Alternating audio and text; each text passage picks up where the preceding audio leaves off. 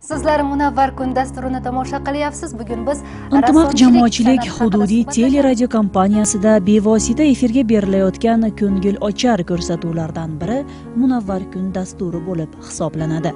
Ushbu dastur 2015-yilning fevral oyidan boshlab efirga uzatilmoqda.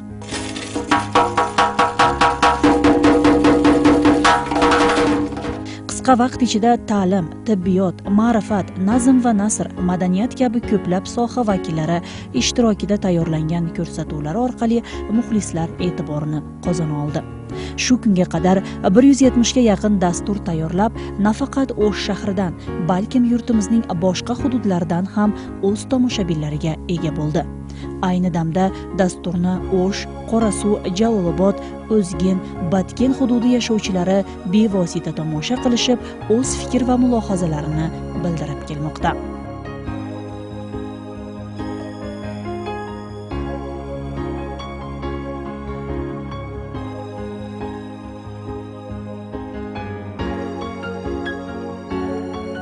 Bugungi kunda Munavvar kun ko'rsatuvi ustida 10 ga yaqin ijodkorlar faoliyat olib boradi. Nodira, tayyormisiz? Boshladik.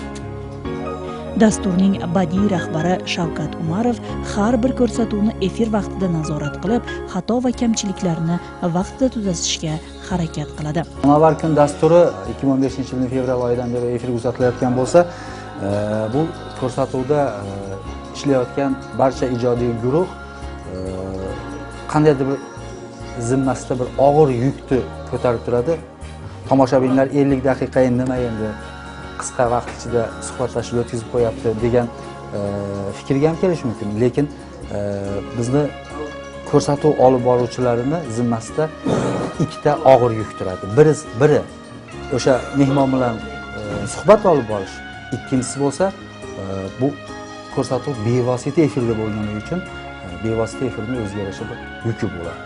Millatlararo do'stlikni va hamjihatlikni mustahkamlashga o'z hissasini qo'shib kelayotgan dastur ijodkorlarini O'sh shahar O'zbek milliy markazi rahbari Rashidxon Xodjayev faxriy yorliq bilan tabrikladi.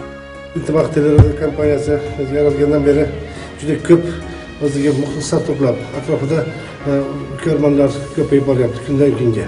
Mana bunda kollektiv ham o'ylaymanki sportchilarni bir-biriga inoq, yaxshi, nima deganda biz kunda ularni perdashchilarda ko'rib boramiz, jangliklarda ko'rib boramiz. Shaharda bo'layotgan, respublikamizda bo'layotgan jangliklarni birinchilar qatorida sizlar yetkazib turasizlar. Shuning uchun yana bir qator men o'zimizni rozichiligimizni bildirib, sizlarga ulkan parvozlar qilib, kelajakda yanada auditoriyalar kengayib muxlislar bundan ko'paysin. Hozirda Munavvar kun dasturi ijodkorlari yangi reja va g'oyalar ustida ishlamoqda.